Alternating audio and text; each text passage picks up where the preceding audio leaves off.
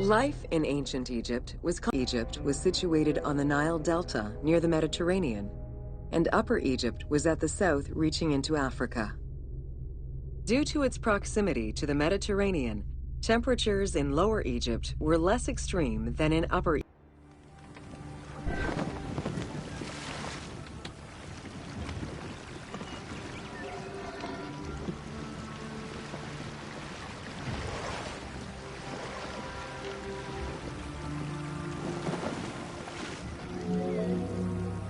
Until 3100 BCE and the unification of Egypt, each region had its own pharaoh and crown. Lower Egypt's crown was red and marked with symbols of papyrus and bees. Upper Egypt's crown was white with symbols of lotus and sedge grass.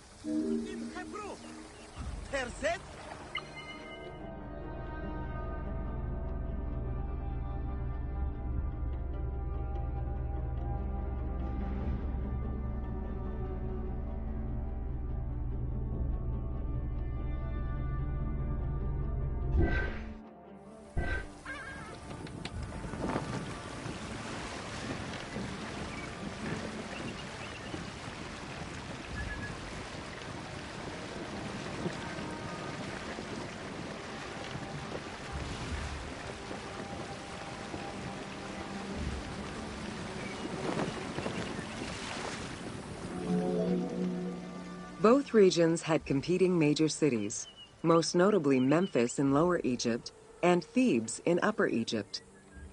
There were different religious cults in both regions, each worshipping their own major gods.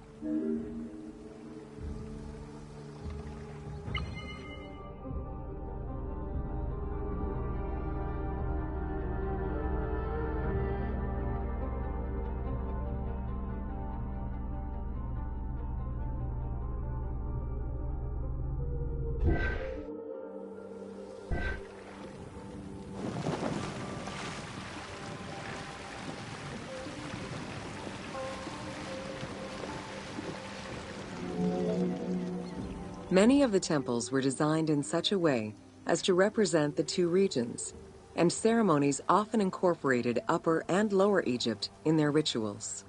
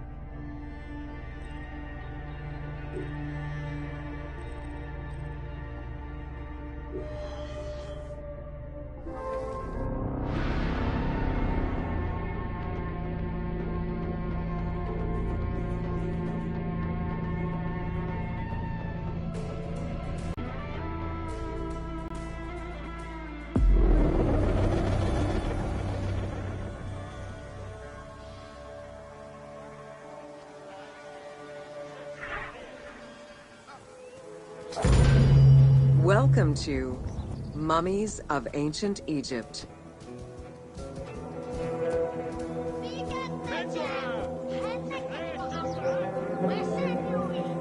The mummification process used by ancient Egyptians was highly ceremonial in nature.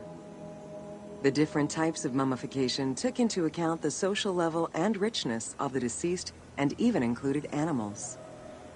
The most expensive was that reserved for the pharaoh and the royal family, as well as some of the wealthiest members of the court.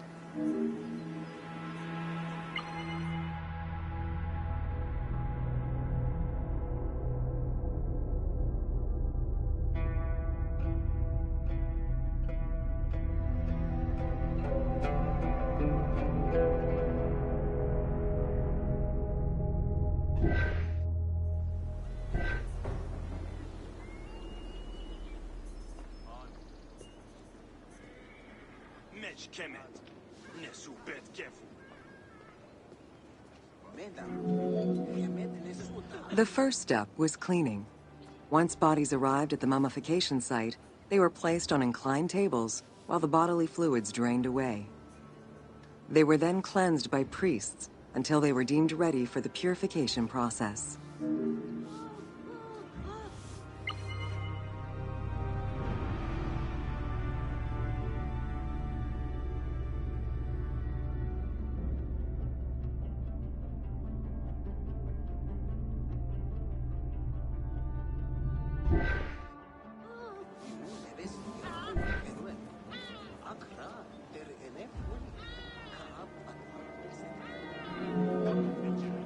The purification of the body began with a libation from sacred water. The priest then fumigated the body with terebinth resin. After the ritual cleansing, priests used oils, spices, and all kinds of essences to further purify the body of the deceased. Finally, all body hair was meticulously removed.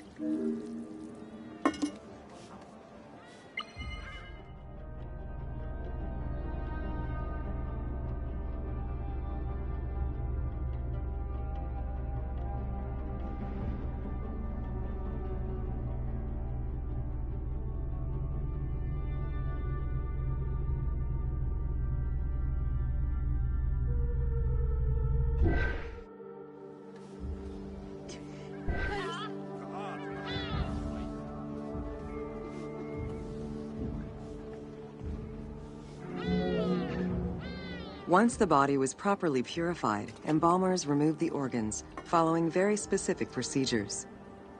First, the brain was extracted by inserting a spoon through the nostril to break the ethmoid bone. Then, using a spatula, the pieces of the brain were removed as thoroughly as possible. What matter remained was extracted after a process of liquefaction, achieved through the use of a caustic liquid. The cranial box, once emptied, was rinsed and disinfected with palm wine, and then stuffed with strips of linen cloth and liquefied resin.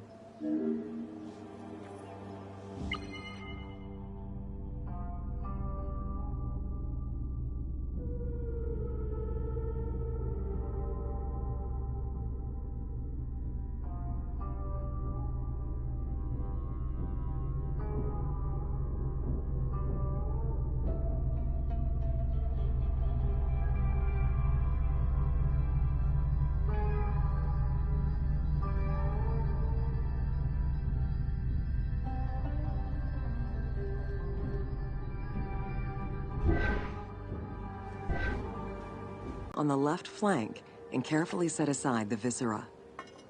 The inside of the body was also rinsed with palm wine. Then the embalmers filled the belly with pure myrrh, cinnamon, and other perfumes and sewed it shut. The removed viscera were washed in palm wine and packed in crushed herbs before being placed in canopic jars.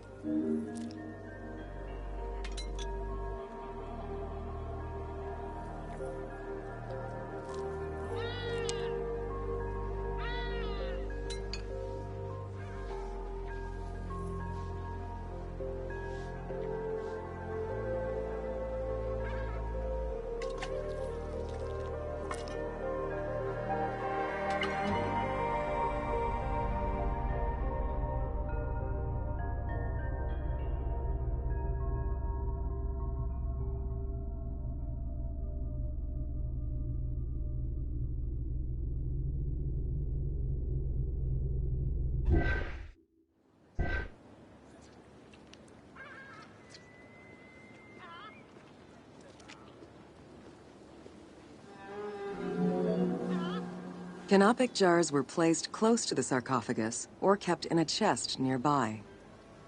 At first, the viscera were wrapped in tissue and placed in the vases.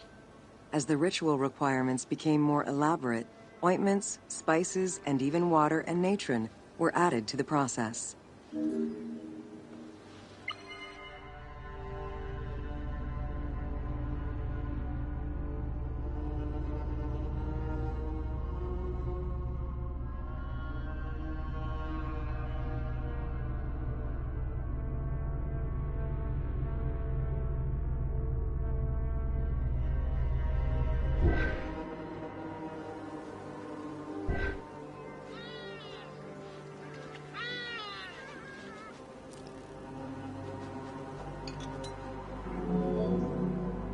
Towards the middle of the New Kingdom, canopic jars assumed the appearance of the four sons of Horus. They were known as the protectors of the viscera. These protectors had their own guardians, each a goddess of the dead. Imseti, the human-headed god, protected the liver and was protected by the goddess Iset. Hapi, the baboon-headed god, protected the lungs and was protected by the goddess Nephthys. Dumut-Ef, the jackal-headed god, protected the stomach and was protected by the goddess Neith. And finally, Qebehsenuef, the falcon-headed god, protected the intestines and was protected by the goddess Selket.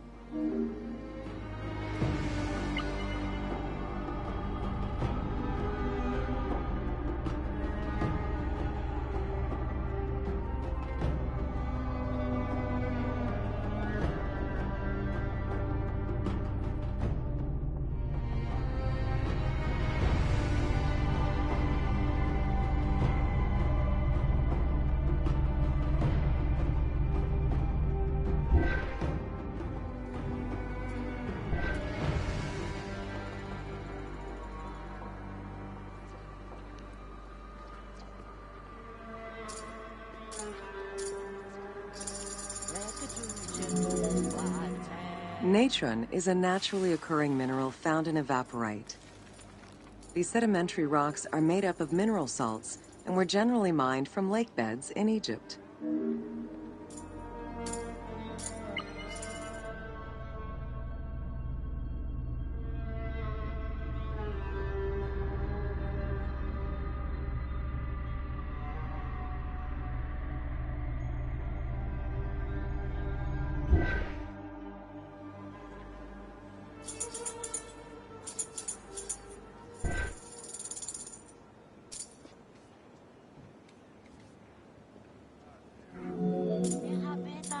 Embalmers used natron as a desiccant to dry the flesh and stop the corpse's putrefaction process.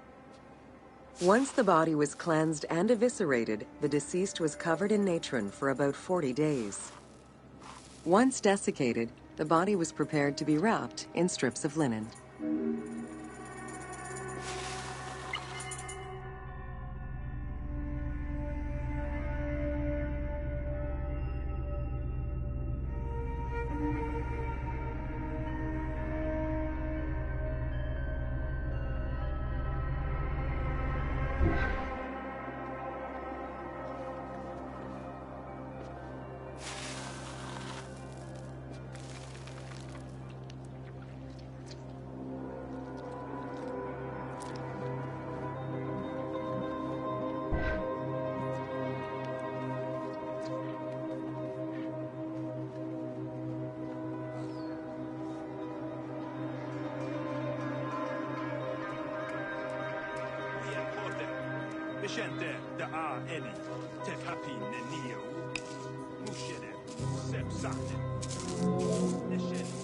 Once the body was fully desiccated by the natron treatment, embalmers oiled, painted, and sometimes even added hair extensions or a wig.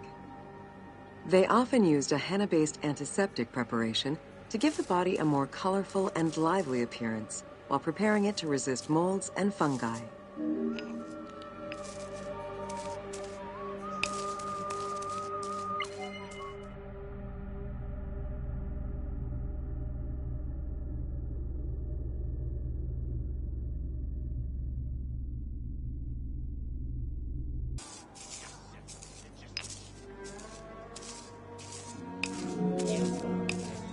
Next came the phase which gave mummies their most well-known appearance, the wrapping.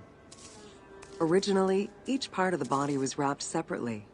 Men had their arms crossed on their chests, while women had the right arm folded over their breasts and the left arm stretched along the body. However, techniques evolved over time. Eventually, the body as a whole was wrapped with limbs alongside the body, and increasingly sophisticated and different techniques of weaving flax bands were developed.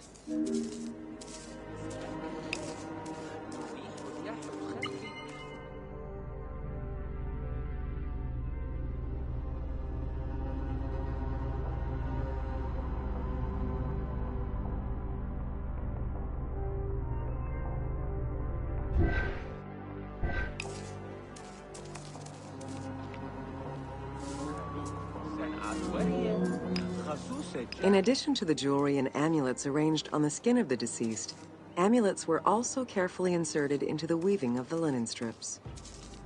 Each amulet was linked to a myth or to an ideological belief related to rebirth.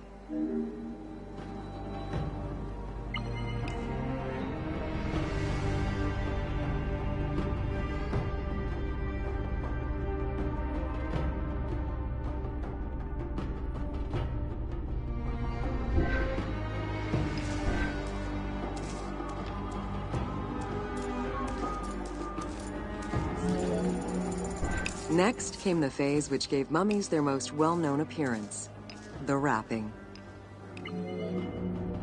Masks were an important part of a mummy's finery. Early wooden funeral coverings were very expensive, however, and soon replaced by masks created through a technique known as cartonnage. Masks fashioned with this method were created by laying several layers of linen or papyrus pulp on a base made of mud or straw. Cartonnage was used for more than funerary masks. Ornaments and the animal coffins of the late period were also made in such a fashion.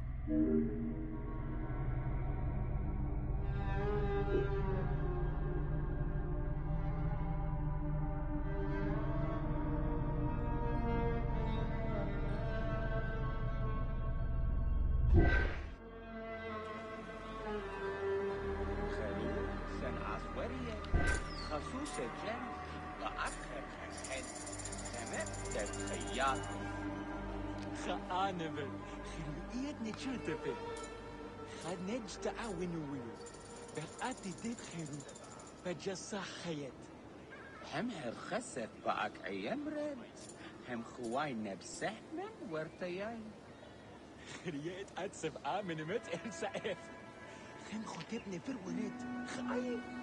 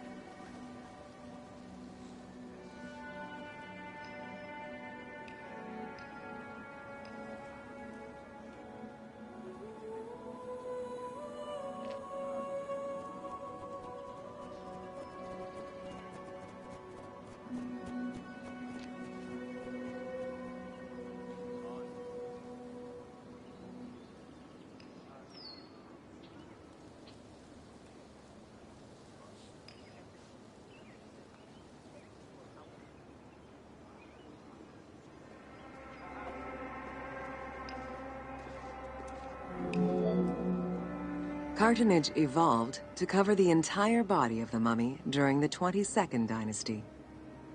The mummies were placed on a board inside a rigid envelope of cartonnage, which was laced at the back with a string. Extremely cost-effective and visually pleasing, this technique was very popular through all layers of the society.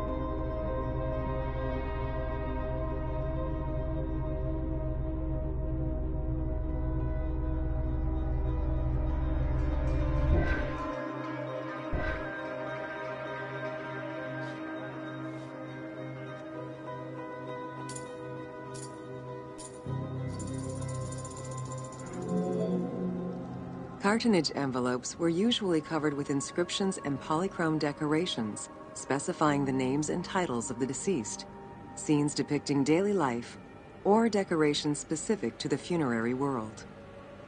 This was a true gift for Egyptologists eager to study the funerary rites of the ancient Egyptians.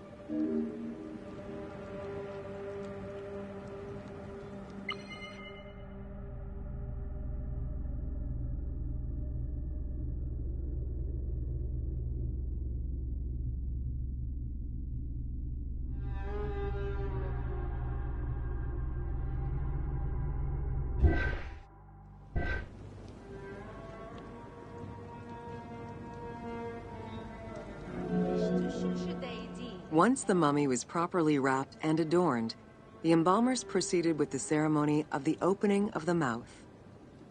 A vital step of the funerary process, this ceremony was meant to bring back to life the deceased themselves or an object representing the deceased.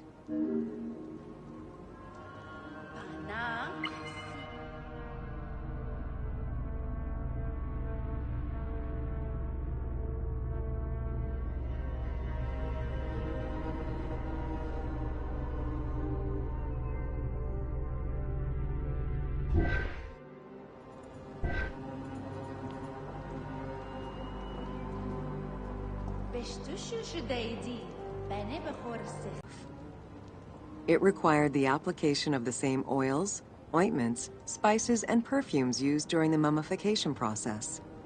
Makeup was sometimes part of the process as well.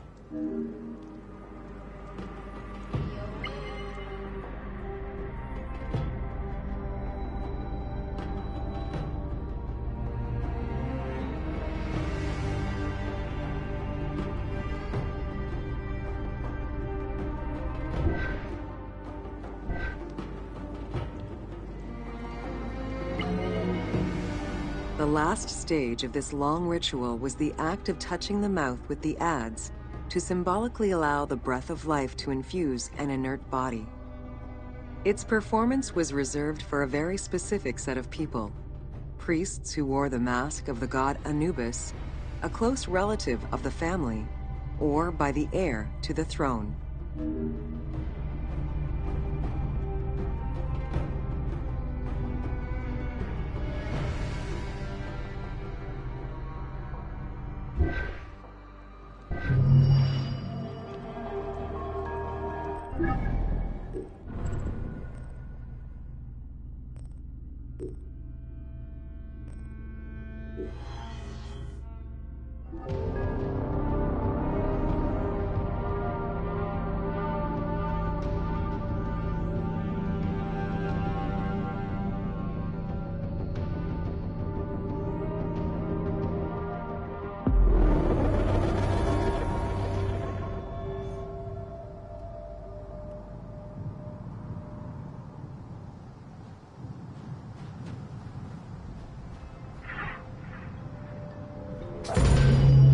Welcome to The Origin of the Pyramid.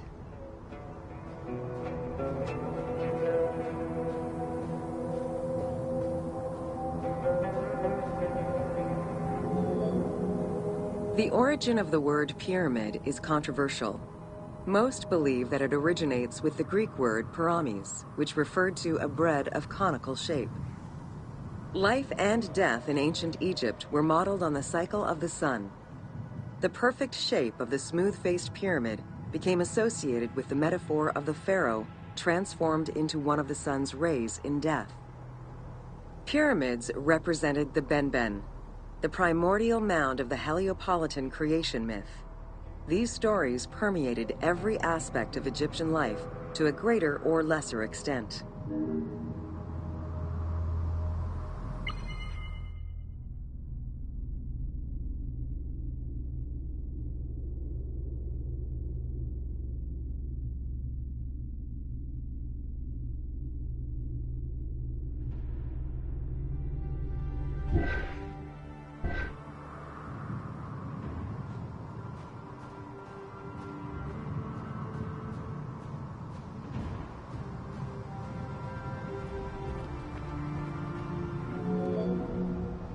During the pre-dynastic period, the development of funerary practices was different depending on whether one was located in Lower Egypt or Upper Egypt.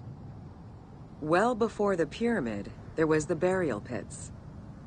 It is on the site of Merimde Beni Salameh in Lower Egypt that we find the oldest funerary site, dating back to 5000 BCE. Study of the tombs revealed that the bodies of the deceased were deposited in a shallow grave, in a fetal position. Though a few objects were recovered from these graves, they offered no insight as to the social class of those interred within.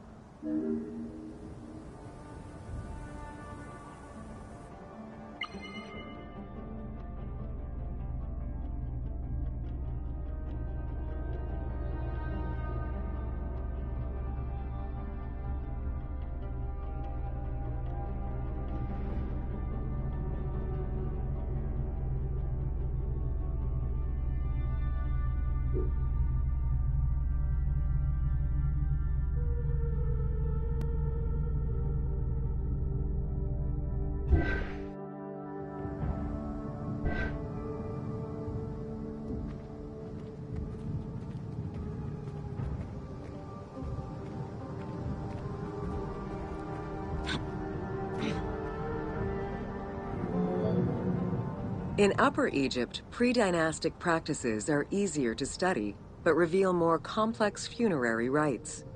They are divided into two cultural phases, Badarian and Nagada. The Badarian phase ranged from 4400 BCE to 3800 BCE.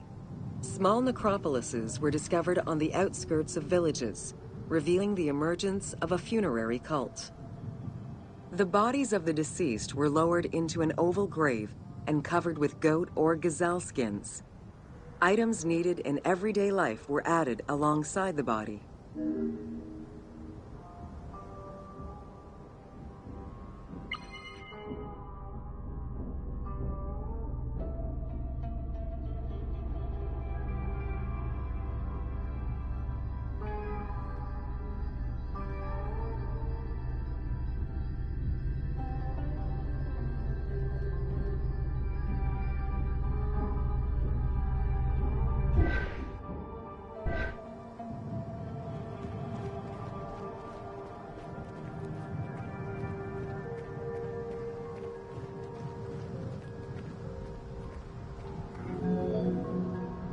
During the three Nagada periods ranging from 4000 BCE to 3510 BCE, funerary practices evolved in complexity.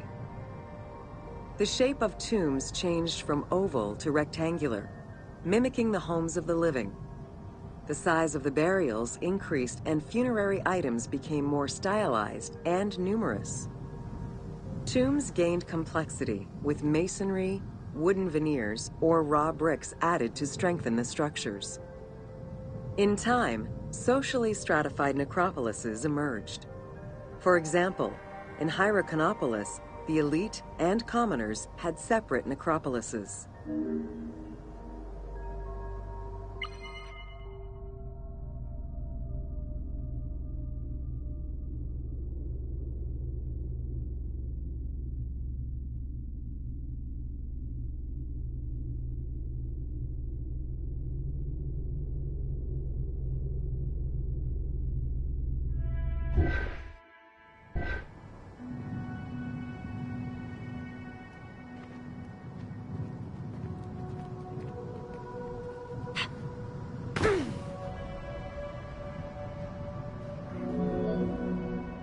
The term mastaba, meaning massive bench in dialectal Arabic, refers to a form of funerary architecture that was present in Egypt from the Archaic period to the Middle Kingdom. An evolution of the burial pit, mastabas were generally composed of two parts. A structure was built above the ground in the form of a massive rectangle with stepped walls, and a subterranean burial chamber was located underneath. Smaller mastabas often surrounded the much larger tomb of the king. These generally held the remains of the king's relatives and courtiers.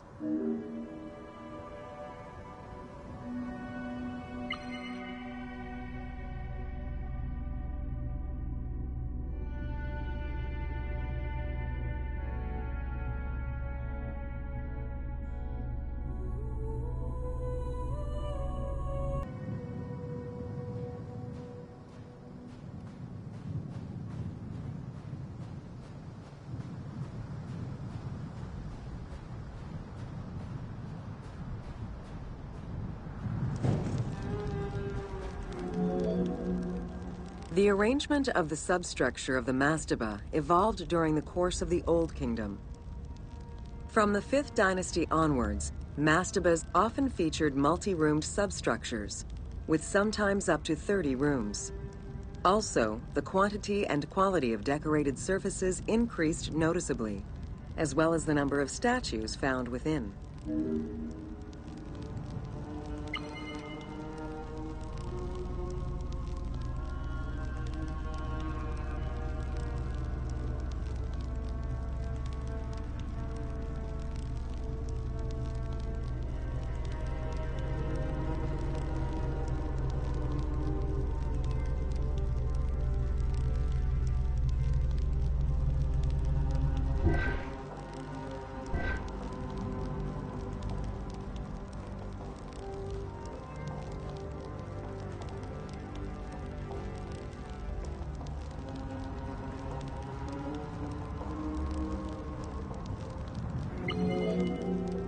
The 6th dynasty would see art used to its utmost. The entire surface of a mastaba would be covered in scenes of daily life, illustrating the prosperity of those lucky enough to comfortably spend eternity near the pyramid of a pharaoh. The best example of this type of mastaba is the tomb of Mereruka in Saqqara.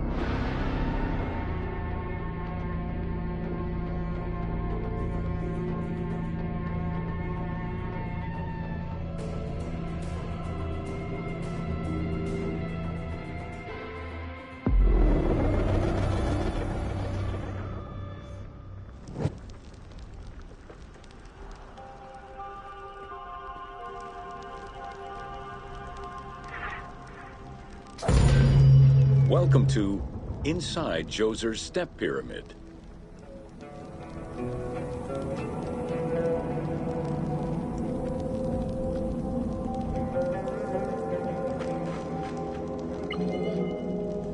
The architect of the Step Pyramid, Imhotep, was a man of great importance to Pharaoh Djoser and ancient Egyptians in general. The base of a statue of Djoser, discovered in 1926, celebrates Imhotep as a carpenter, sculptor, stonemaker, and chief of the seers. Little is known of Imhotep's day-to-day life. While he is credited for writing medical texts, it is for his role of architect that he is most famously known.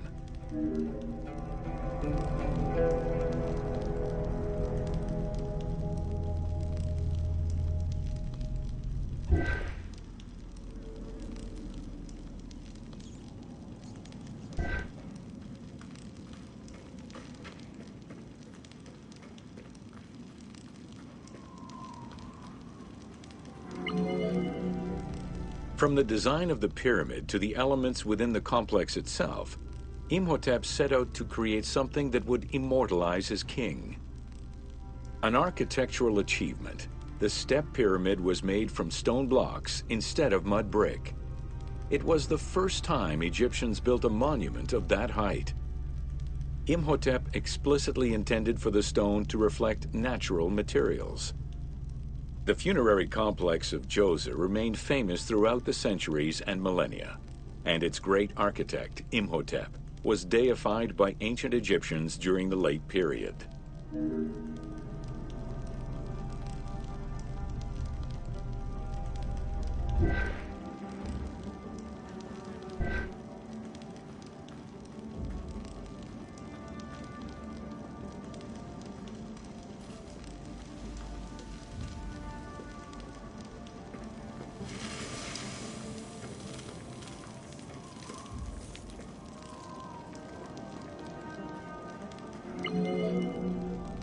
In addition to the central subterranean palace built for Djoser, 11 wells were dug. Each went to a depth of 33 meters, and connected with a horizontal gallery extending for about 20 meters. The first 5 galleries were intended for members of the royal family.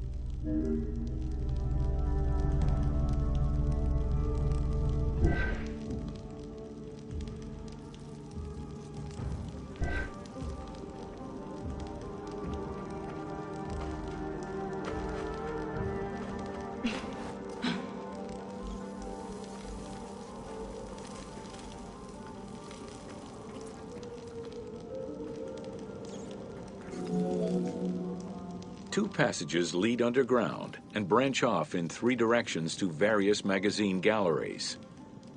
This vast underground space accommodated sections for storage and ceremonial offerings. One of the tunnels, starting on the east side of the pyramid, contained 40,000 stone vessels, many of them belonging to the king's ancestors.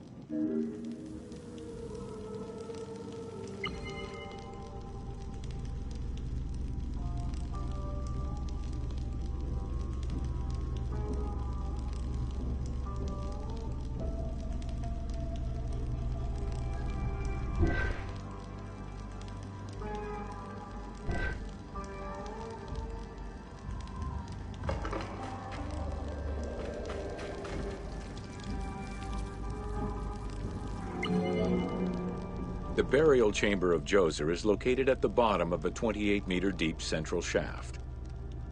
According to Egyptologist Jean-Philippe Lauer, the chamber was originally made from polished blocks of limestone, while its ceiling was decorated in 5-pointed stars. At some point, however, the limestone blocks were replaced entirely by pink granite blocks, leaving behind only fragments of limestone blocks decorated with stars.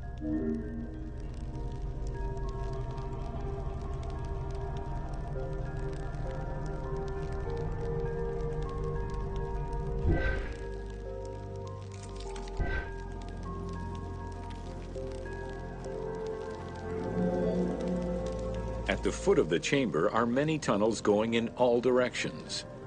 This maze of tunnels, galleries, and chambers stretches over 5 kilometers. There are a number of dead ends and false doors. They may have been intended for the afterlife, rather than to fool thieves.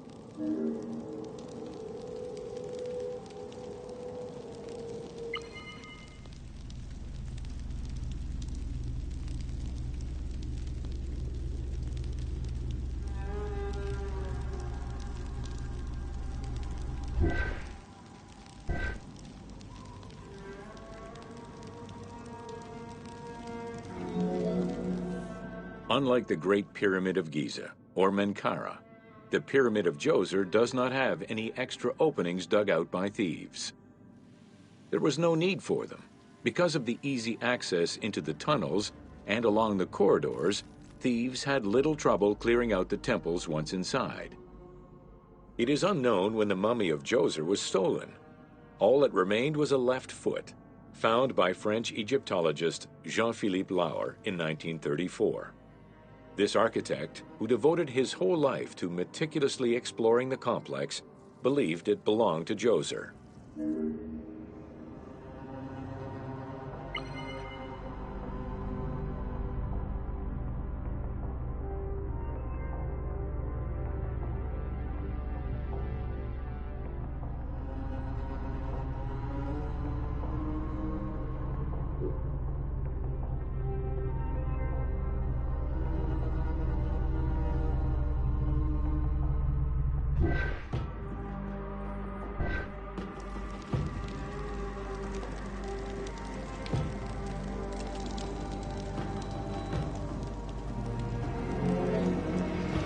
The Pharaoh's apartments, also known as the Blue Chambers, are decorated with blue-green tiles meant to imitate the reed matting that covered the walls and windows of his palace. The stone is carefully curved and painted to look like the rolled mats of open doors.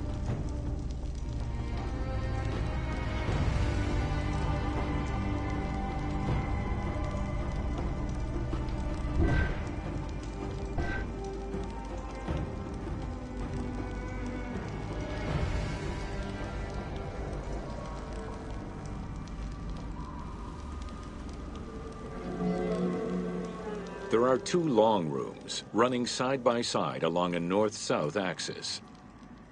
The south room has false doors separated by stone panels, while the north room is a corridor which allows access to side chambers. Nearby chambers originally housed the pharaoh's treasures.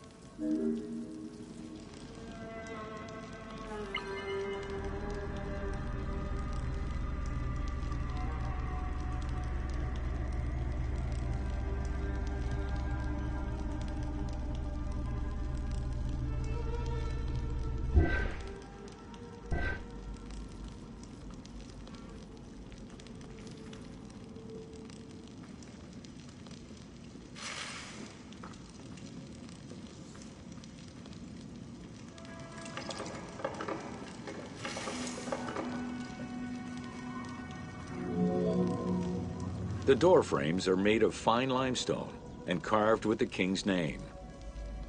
As in the south tomb, reliefs are carved into the doorways. These reliefs show the king performing rituals and visiting divine sanctuaries for all eternity. Their interiors are fictive additions made by the team to add to the wonders of the tomb. It is clear from the elaborate detail and scale of the complex that this funerary monument was a technological marvel of its time.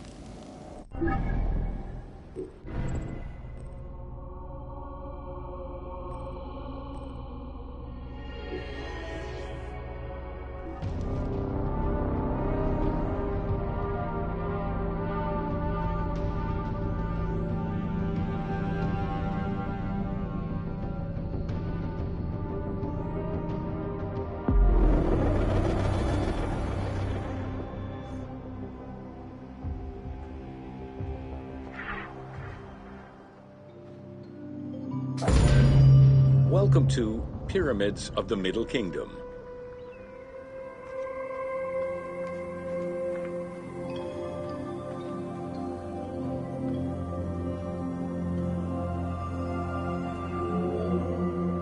During the Middle Kingdom era, the powerful rulers of the 12th dynasty resumed the tradition of elaborate pyramidal tombs. For example, Amenemhat I built a funerary complex in Lisht, and Senusret II selected the Elahun site in the Fayum. Amenemhat II and Sesostris III, however, cast their favor towards Dashur. Amenemhat III built a pyramid there as well before moving to Hawara in the Fayum.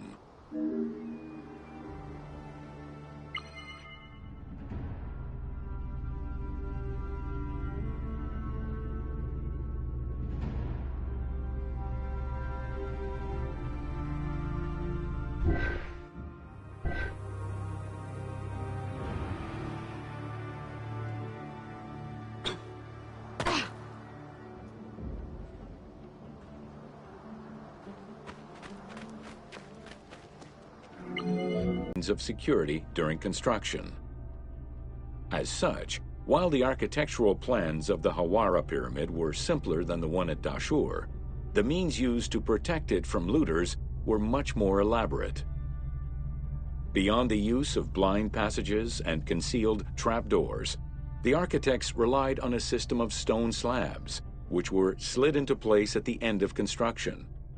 These massive stone slabs were meant to permanently block the passageways leading to the funerary chambers.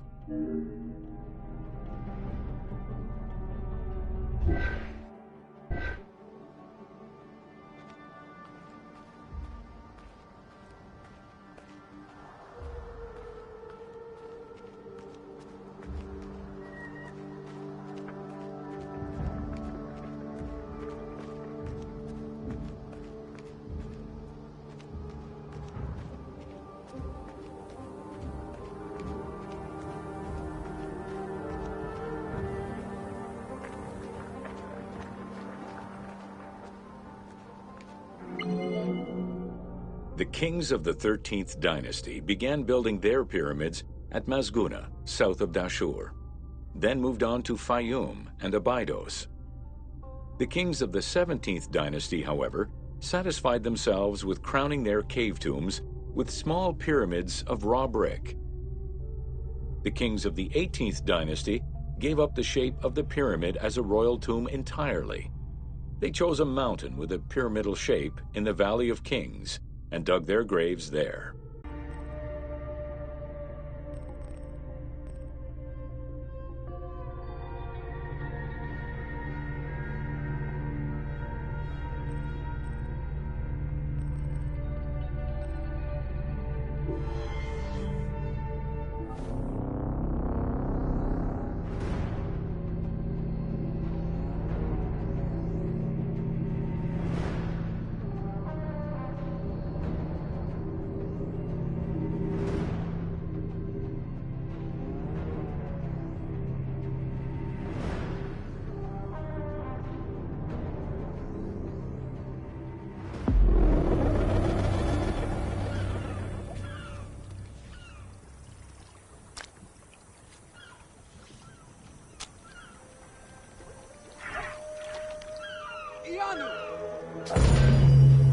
Welcome to an overview of the Giza necropolis.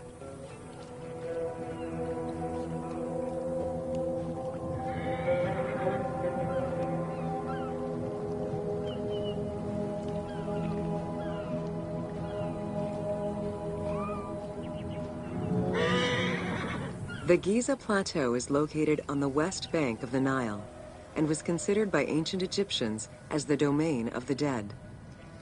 The pyramidal complexes found there were built over the span of 3 generations, during the reign of Khufu, Khafre, and Menkaure.